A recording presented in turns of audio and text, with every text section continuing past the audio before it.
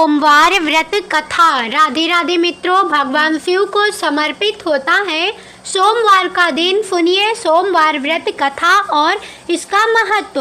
महादेव को प्रसन्न करने के लिए किसी भी विशेष पूजन की आवश्यकता नहीं होती।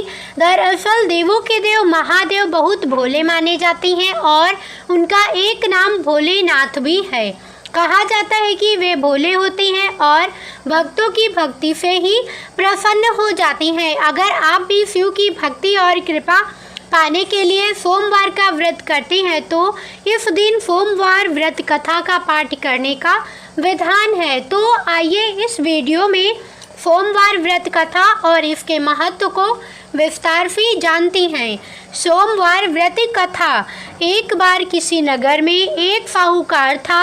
उसके घर में धन की कोई कमी नहीं थी, जिससे वह बहुत दुखी थी।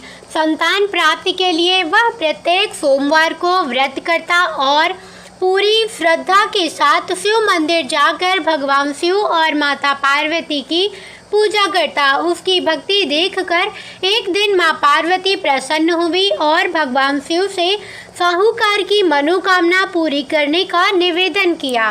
भगवान जी के आग्रह पर भगवान शिव ने यानी माता पार्वती के आग्रह पर भगवान शिव ने कहा, हे पार्वती, इस संसार में हर प्राणी को उसके कर्मों का फल मिलता है और जो उसके भाग्य में होता है उसे वही भोगना पड़ता है। शिव जी की यह बात सुनकर भी पार्वती जी ने साहूकार की मनोकामना पूरी करने की इच्छा व्यक्त की। माता पार्वती के आग्रह पर शिव जी ने साहूकार को पुत्र प्राप्ति का वरदान दिया, लेकिन यह भी बताया कि यह बालक केवल 12 वर्ष तक जीवित रहेगा। माता पार्वती और भगवान शिव की बातचीत को साहूकार सुन रहा था, इसलिए उसे ना तो इस बात की खुशी थी और ना ही दुख। वह पहले की तरह शिव जी की पूजा करता रहा। कुछ समय बाद साहूकार की पत्नी ने एक पुत्र को जन्म दिया। जब वह बालक 11 वर्ष का हुआ तो उसे पढ़ने के लिए काशी भेज दिया गया। साहूकार ने पुत्र के मामा को बुलाकर उसे बहुत सा धन देते हुए कहा, तुम इस बालक को काफी विद्या प्राप्ति के लिए ले जाओ। तुम लोग रास्ते में यज्ञ कराते जाना और ब्राह्मणों को भोजन दक्षिणा देते हुए जाना। दोनों मामा भांजे इस तरह यज्ञ कराते और ब्राह्मणों को दान दक्षिणा देते हुए काशी नगरी की ओर चल पड़े।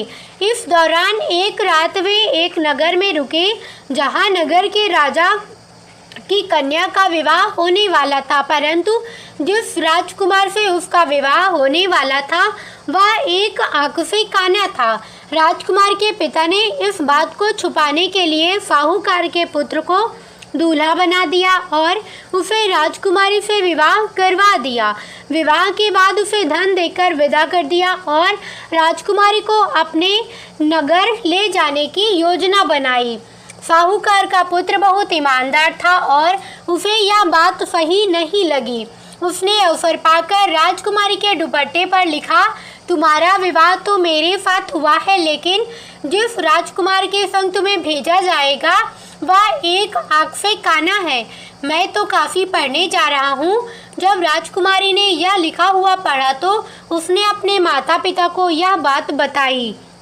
राजा ने अपनी पुत्री को विदा नहीं किया। फिर बारात वापस लौट आई। दूसरी ओर साहूकार का लड़का और उसका मामा काशी पहुँचे। वहाँ जाकर उन्होंने यज्ञ किया। जिस दिन लड़का 12 साल का हुआ उस दिन भी यज्ञ का आयोजन था। लड़के ने अपने मामा से कहा कि उसकी तबीयत ठीक नहीं है।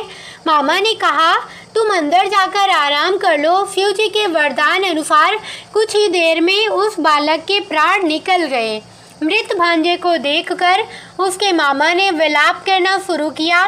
संयोगवश उसी समय शिव जी और माता पार्वती उधर से गुजर रहे थे। माता पार्वती ने भोलेनाथ से कहा, स्वामी, मुझे इसके रोने के स्वर सहन नहीं हो रहे हैं। आप इस व्यक्ति के कष्ट को दूर करें। जब शिव जी मृत बालक के समीप पहुँचे तो बोले, यह उसी साहूकार का पुत्र है जिसे मैंने 12 वर्ष का वरदान दिया था। अब इसकी आयु पूरी हो चुकी है।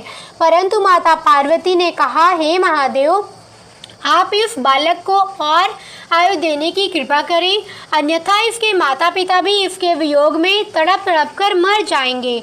माता पार्वती के बार बार आग्रह करने पर भगवान शिव ने उस लड़के को जीवित होने का वरदान दिया।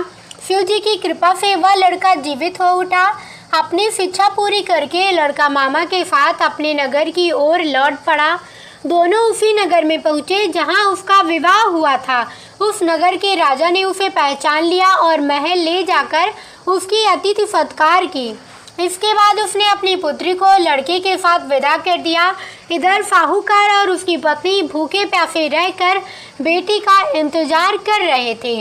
उन्होंने प्रण कर रखा था कि अगर उन्हें बेटे की मृत्यु का समाचार मिला तो वे भी प्राण त्याग देंगे, लेकिन अपने बेटे के जीवित होने का समाचार पाकर वे बेहद प्रसन्न हुए।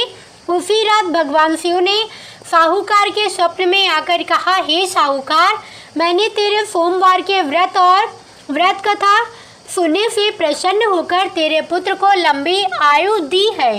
सोमवार व्रत कथा का महत्व, इसलिए सोमवार के दिन जो भी भक्त व्रत करती हैं उनके लिए सोमवार व्रत कथा का पाठ या श्रवण करना बेहद जरूरी माना जाता है। इसके बिना सोमवार का व्रत अधूरा माना जाता है। धार्मिक मान्यता के अनुसार जो भक्त सोमवार के दिन व्रत करती हैं और कथा सुनती या पढ़ती हैं उनके सभी दुख दूर होती हैं और उनकी सभी मनोकामनाएं पूरी होती हैं।